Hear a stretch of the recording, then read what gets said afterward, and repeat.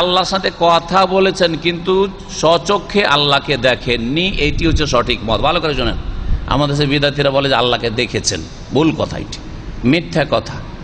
এটি আমি বলছি না যে মিথ্যা কথা। মা আয়েশা নবীর সবচেয়ে প্রিয়তমা বিবি, আর সাহাবী মহিলাদের মধ্যে সবচেয়ে বেশি জ্ঞানবতী আলেমা, তার চাইতে বেশি আলেমা, বড় আলেমা কেউ ছিলেন না, তিনি এ কথা বলেছেন। এই মর্মে সংক্ষিপ্ত দুটি হাদিস শোনাই।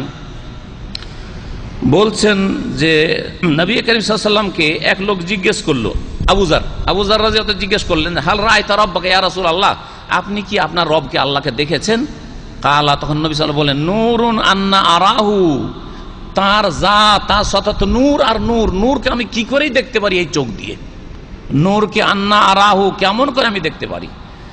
আরো বলছেন মা আয়েশা রাদিয়াল্লাহু তাআলা আনহা, সহিহ বুখারী সহিহ মুসলিম হাদিস রয়েছে, মান জামা আন্না মুহাম্মাদার রাআ রাব্বাহু, কেউ যদি ধারণা করে যে মুহাম্মদ সাল্লাল্লাহু আলাইহি ওয়াসাল্লাম তার প্রতিপালককে আল্লাহকে দেখেছেন, ফাকাদ আযামা আলাল্লাহিল ফিরিয়াতা, তাহলে সেই ব্যক্তি চরম মিথ্যা কথা বলল।